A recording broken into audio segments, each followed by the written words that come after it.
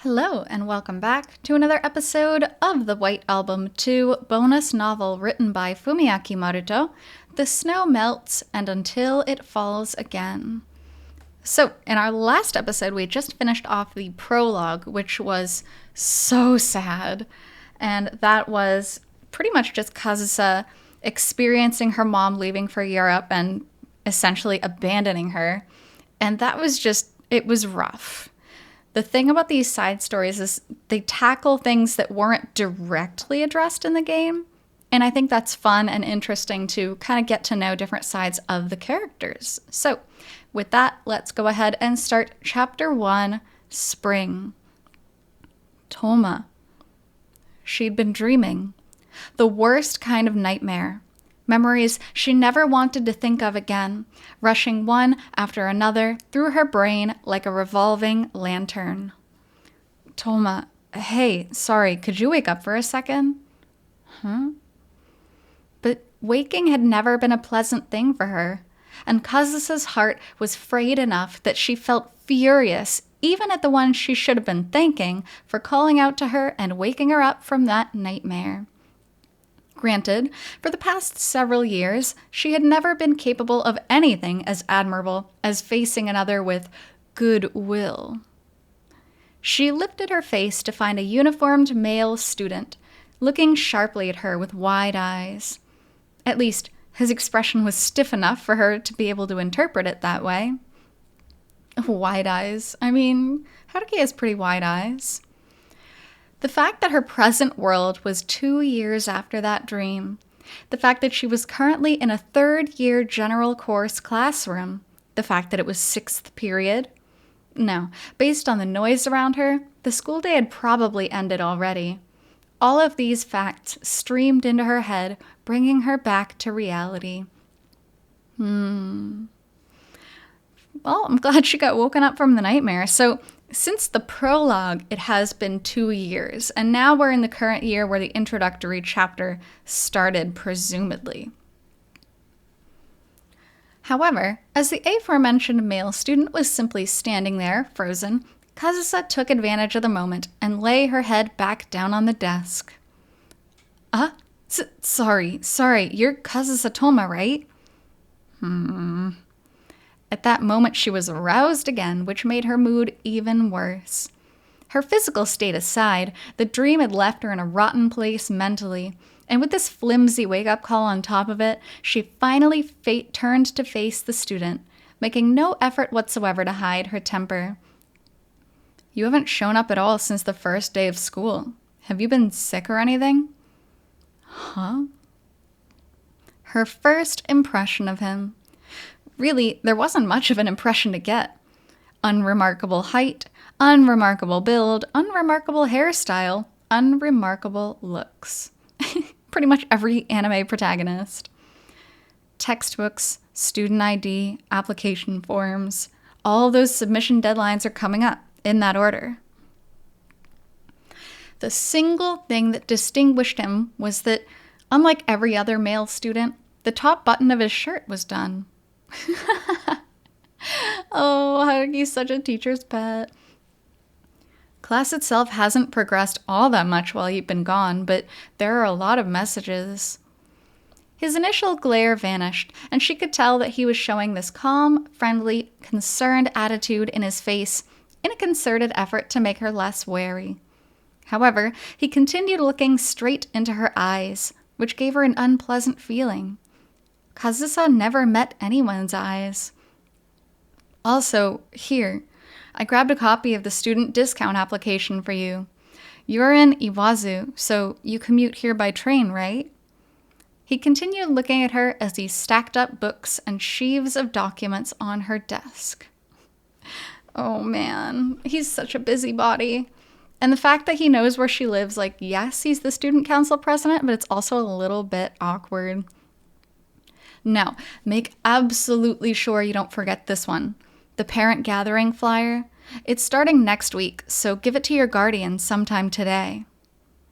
My guardian? I would have preferred to deliver it straight to your house, but I got busy with some other stuff. Sorry about that.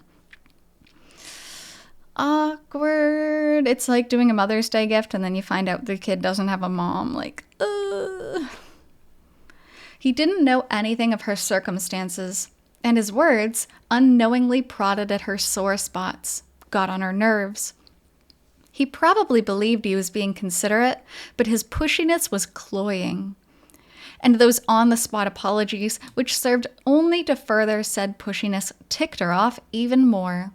So, basically, she liked absolutely nothing about the boy standing before her. Do you have any questions? I'll answer whatever I can. Liked nothing about him. Oh, how the turntables will turn. His way of speaking only magnified her annoyance as he went on, but Kazusa simply gave a small shake of her head in response. In her early days here, she had snapped at everything she didn't like. Now, with all that she had learned in the past 2 years, it was too much of a bother. Okay, great. Well, I'll explain the format of these documents next. First, this Jersey order form. And yet, this shameless boy took Kazusa's generous compromise all too literally, as though she had said, "No problem, go ahead." What is it? Annoying. You're annoying. Now this is the Kazusa we know and love. It was infuriating. She had finally managed to stop flinging negative emotions at other people. Even if her reason was something basic and uninspiring like arguing is too much of a bother. The fact was that, as a result, she had managed to avoid discord with those around her. I get that a lot, but this is all necessary. And if I'm that annoying, then that's all the more reason to commit this stuff to your memory the first time through. You gotta be a certain kind of person to be a class representative, and Haruki is definitely that kind of person. And yet, this tactless, presumptuous, high-handed, arrogant guy here, who the hell did he think he was? Oh, right. This is our first time meeting, after all. I'm Haruki Kitahara. I'm the first term chair for Class E. No one asked for your name. You had a look on your face like you were wondering who I was. That's so funny. Who the hell did he think he was? You looked like you were wondering who I was. Nah, it wasn't literal. She didn't know his name.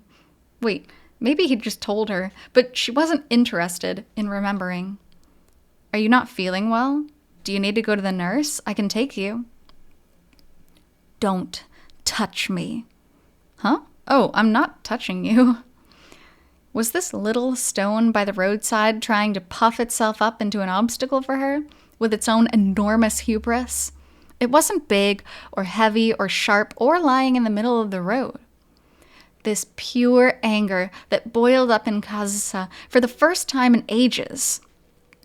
All right, we can save the rest for later. Oh, right, I can deliver this to your house after school, if you'd like. Don't touch me. Broke past her bounds in an instant. Whew. It's hard because she clearly has a lot of trauma and a lot of emotions that she has not worked through. And now they're being misdirected, good as she tries to keep them in.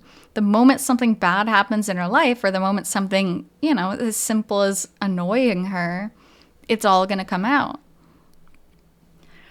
Around the time that the warm spring sun had begun to set, steadily bringing in a chill that served as a reminder that winter had come not long before, Kazusa exited the school gates alone.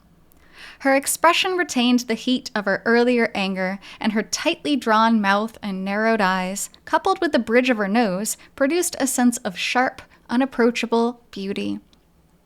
Of course, the people who passed by her, giving her a wide berth, had no way of knowing that what had given rise to this frightening beauty was something as ridiculously childish as it was. His damn fault.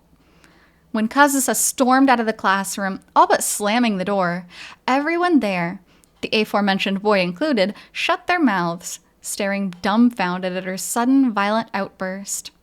It was a scene that had played out often enough in the music department classroom that she had occupied until last year, but it wasn't something Kazusa had meant to happen this year.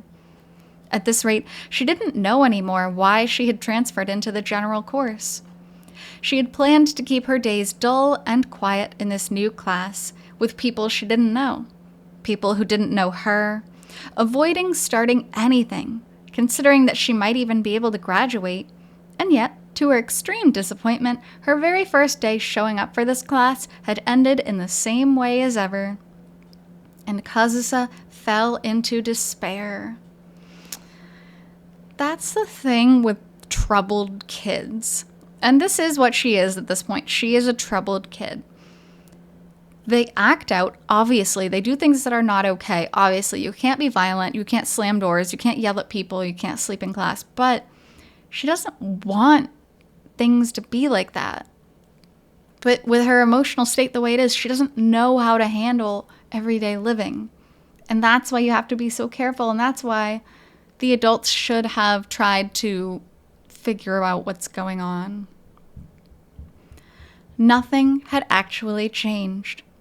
In the closed-off world of Hojo High School, there was not a single person who would understand her, acknowledge her, and leave her alone like she wanted. You see, understand and acknowledge, and yet she wants to be left alone. She doesn't know what she wants, and she doesn't know what she needs. From that way of putting it, it would have been clear to anyone that this interpersonal friction was something she had brought on herself. But Kazusa was never included in that anyone. So, in the end, this breakdown event was likely to continue on its established custom every year with no alteration. It had already been 2 years since she looked up at the sky on the day of the entrance ceremony. Kazusa Toma still hated the sky. She had always hated the light blue sky of spring with its thin clouds. She hated the teachers, the students, everyone and everything around her. She had reason enough to hate every single thing that might enter her field of vision. And so, Kazusa Toma came to despise the overly familiar male student she had met today.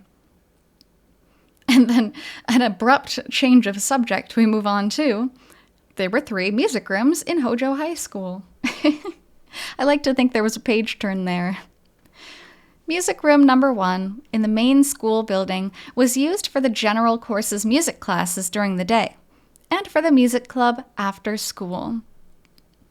Music room number 3 in the new building was occupied exclusively by the music department throughout the day, and with its location so far removed from the general course, ordinary students never went near it. And music room number 2. This place, next to music room number 1, originally reserved for the music department back when it was its classes. Okay, that's definitely some kind of typo there. Back when its classes were still in the main building, now was used neither for classes nor for clubs, and had essentially become a forbidden classroom. Originally, it had been suitable for access after school, for the several music-related clubs, for example, but there were reasons that neither the students nor the teachers expressed much dissatisfaction with the situation. Yeah, because Kazusa's in there every day. It wasn't an urban legend, 7 mysteries, school haunting sort of thing, but rather an accumulation of differences in understanding of respective positions. The general course students assumed that the room was still reserved for the music department, as it had once been. The music department students no longer acknowledged any value in the existence of the room, and the teachers avoided the subject of the room's current user. Today, yet again, the tones of the piano rang out in the forbidden music room number 2. I mean, it's not forbidden, it's just more like the forgotten music room at this point. 1 week after the first day of school, even now, in her 3rd year, having transferred into the general course, Kazusa inhabited this classroom, whether during or after school, the master of music room number 2. The guitar part from Forbidden Games floated in on the wind, weaving its way through the gaps between the piano's notes. In spring, 2 years ago, when Kazusa was first brought here. Ooh, and this is an exciting scene that definitely wasn't in the game. It was a day to be commemorated. The day she drove off the teacher that had brought her here, took ownership of the room, and made definite her own assessment of herself as the audacious problem child who uses her parents' fame and donations as an excuse. Oh, that's actually really sad because while it's true, she's not just a brat because her parents are famous. She's a brat because she's devastated because she was abandoned. Ever since then, this classroom had become a place untouchable even by staff. And this European-made grand piano her mother had donated, for which $3 million was apparently a trifling amount, was reduced to her daughter's exclusive plaything. So 3 million yen is about 30,000 US dollars. I don't know piano prices, but that doesn't seem as bad as I would have imagined. Kazusa never returned the key to the staff room, but came here whenever she felt like it, or even when she didn't especially feel like it, and at whatever hour of the day. She would play the piano and the various other instruments lying around at random. Aww. At least she has something to try to escape, but even then, playing the piano reminds her of her mom, so how can you get away? The guitar moved on to yesterday. Since the competition 2 years ago, Kazusa had never stood on stage as a pianist. In fact, after that day, Kazusa stopped enjoying playing the piano, which meant that this wasn't for practice or for fun. It was simple force of habit. That's a really painful sentence, actually. That's really, really sad. She didn't pursue her craft, worry about mistakes, or lament the drop in her own skill. Just played and played, not thinking about anything, not wanting to think about anything. She played intently, single-mindedly, as though to erase everything she hated, everything painful, every sadness from her memory. Pleasant, happy memories might end up vanishing in the bargain, but there was no need to worry about that. She hadn't experienced anything pleasant or happy in quite some time. The guitar moved on to White Album. Oh my God! But that day, Kazusa slammed the keyboard in irritation, seemingly having given up on not thinking about anything. Not because she had despaired of her own piano playing ability, of course. Who is this shitty guitar player? I love that this is in the book because we can figure that probably happened, but the game made it sound like she was so nice and kind and generous playing along with the guitar. But no, she's actually very angry about it. She simply couldn't tolerate the lack of skill in the guitar tones that floated by on the wind. She had started hearing it every evening for the past several days. Once the wind ensemble and choir had all finished their rehearsals and vacated music room number 1, someone seemed to take it up as a personal after-school practice space, their fumbling solo guitar overlapping with Kazusa's smooth piano playing. It was just about the most infuriating thing in the world. I mean, just close the window and then you probably can't hear it that much. It was probably some new student who had decided to start playing guitar and put a band together now that they'd entered a new school, but the lack of technique or talent was very difficult for Kazusa, who had been blessed with plenty of both from birth, to endure. I don't agree with that. I don't think she was born with talent. I think she was forced into talent. I mean, we know how much her mom made her practice, like the 16 hours a day, whatever. I don't think she was born with talent. In fact, it had started to take a toll on her own performance, and the sense that the sounds were fleeing from her fingertips was sapping Kazusa's will to keep performing. I'm leaving. The guitar continued stumbling through White Album. Kazusa clapped her hands over her ears, absolutely determined not to hear any more of that racket, and hurriedly left the building. Along the way home, she made up her mind to soothe her exhausted brain by giving it a massive amount of sugar. Kazusa Toma loved pudding. Actually, she loved everything sweet, not just pudding.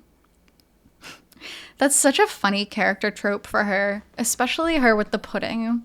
I mean, even a lot of her merchandise features pudding. She didn't know whether it was because she had inherited her own mother's enormous sweet tooth or whether it was a result of her mother being the one who fed her. But this childish palate had never changed, forcing a fearsome battle with her dental health to unfold. Well, no, there had been one little change. An astonishing change. She had become even more devoted to sweet things than she had been before. I mean, if I were a therapist, I'd say that's a coping mechanism. That's not extremely healthy, especially since it's a very unhealthy one to have. Understandably, she avoided spicy things, which she had never liked in the first place. But recently, her tastes had come to repel bitter and sour things as well, and hot things and cold things, for that matter, had largely been removed, further narrowing her food options from a list that was already lacking in variation. Ice cream gave way to cake and pudding, lemon tea to milk tea, and she stopped drinking carbonated drinks or fruit juice. Her one special allowance was coffee, but even that was most likely a pose put on for her surroundings. If she didn't disguise it with heaps of sugar and creamer, her throat couldn't handle the bitterness and heat.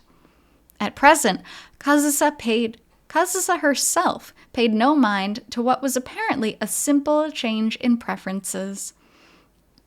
And this is why you don't let a kid live on her own in her own house, because she will eat nothing but sweets, and then her palate gets terrible, and then she doesn't eat vegetables, and then she's malnourished. Like, this is just, I know it's cute, like, oh, anime girl loves sweets, but like, this is actually a serious problem. But were a counselor or psychiatrist to examine her, they might have realized that the darkness in her heart was having a serious impact on her palate. Without her realizing it, Kazusa's brain had been screaming for a long, long time. Screaming that her palate didn't want stimulation. Oh, this is very sad, actually. Because again, a lot of people just think, oh, Kazusa likes sweets, that's so cute. But here, Fumiaki Maruta-san, the writer, is actually just outlining it. He's like, no, this is actually a huge problem. A result of trauma. Screaming that that's definitely a typo. Screaming that the tip of her tongue didn't want to feel any pain. Give me another one of the same. Coming right up. Now, indifferent to those signs, Kazusa downed her second pudding and calmly ordered a third. Pudding was her favorite food, regardless of type, ingredients, or price. But the pudding listed on the recommendations menu at this restaurant, the Goodies location in Minami Suetsugu, was her number one. Ooh, Goodies. And we know who ends up working at Goodies. Because, compared to anywhere else, the pudding here boasted an extreme sweetness and richness that would have turned off any first-time customer. A density that brought its recommended status into question. And that meant that Kazusa's spoon was in constant motion, a satisfied smile on her face all the while.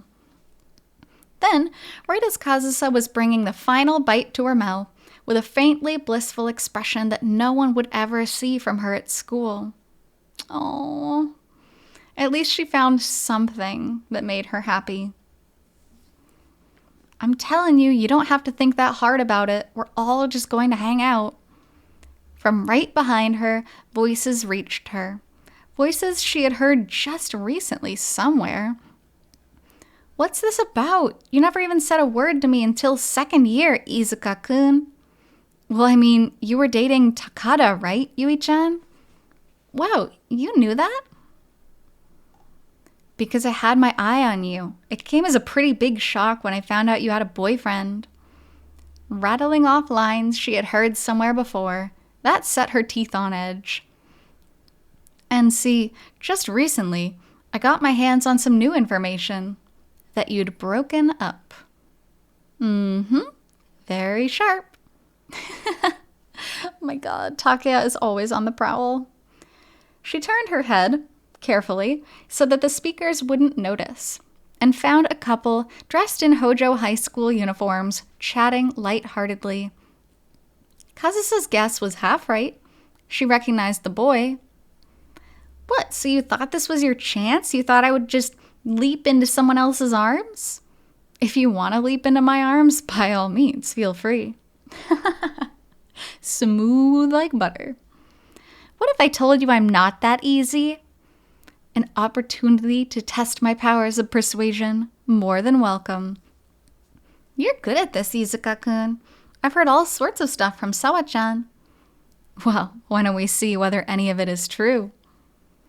That slender build, unruly light brown hair, and wheedling voice and tone brought back yesterday's memory vividly. It was the boy who had persistently stuck around her on her way home yesterday. Oh boy, Takea. And Takea in the game is canonically a little bit frightened of Kazusa because of what happened between them, but they didn't get deep into it, so it's nice now that it's been revealed. Toma-san from Class E, right? Takea Izuka from Class G, maybe you've heard of me? Well, you know Haruki, right? Haruki Kitahara, the guy who sits next to you. I'm a friend of his. He told me about you. So I decided to talk to you because I'm interested in getting to know you. Gotta say, I'm surprised. I didn't know we had any girls of your level in our year. Man, I ought to have my card revoked for not noticing you. What a weird conversation starter, talking about how she's a high-level girl. Where are you headed? Why don't we go grab some tea if you've got a minute? Oh, I don't really mean anything deep by that. I just want to chat a little. You're the shy type, I see. You were in the music department until last year, right? We don't get a lot of people transferring into general ed. By the way, are you related to Yoko Toma at all? Ooh, that is the kicker. Get it? It sounded like the guy was ready to keep on yammering at her like that forever, but Kazusa had to stop him there with a sharp roundhouse kick. Well, if you promise we won't be left alone at any point, I'll think about it. Oh, that's fine by me. I love a big, fun group. How about it then? Sometime during Golden Week? He tried. I mean, you can't say he didn't shoot his shot, but the way he's charming this girl versus the way he started charming Kazusa, or tried to anyway, he came on way too strong. But today, he seemed to be getting a response with far more potential than yesterday's catch. And the girl sitting across from him, the wrong half of Kazusa's guess, someone she assumed she didn't know, but in fact sat 2 seats ahead of her, had a lively bounce in her voice, showing that she was enjoying clashing verbal swords with him. In other words, there was clearly a spark. So the 3rd, how about 10 o'clock that morning, in front of the Minami Suetsugu ticket gate? I'll find someone to invite along, and I'll call you when I've decided. Great, let's swap numbers. Now, both uncomfortable and in a bad mood after being forced to hear a shallow boy-girl conversation like this, Kazusa resigned herself to moving somewhere else and stood up slowly so the 2 of them wouldn't spot her. Really? Kitahara-kun? I don't know. And that name, with which she had become so familiar lately, froze her there. Huh? Why? Kitahara-kun, he's the chairman, right? She was forced to hear that name for the 2nd day in a row. The first boy who had spoken to her in class. The tactless, pushy chairman. The only classmate who still insisted on talking to her, now that she had isolated herself. The friend of the shallow guy she was seeing here. The snitch who sold her to him. The embodiment of nosiness, who dug up the fact that she was originally in the music department, and Yoko Toma's daughter to boot. The nasty, calculating scumbag who approached her precisely because he knew. Poor Kazusa. She's got so much baggage. We'll go ahead and stop off there for this episode. So, thank you so much for joining me in this official novel from White Album 2, and I'll be back to you with the next part shortly. So until then, hope you take care. See you!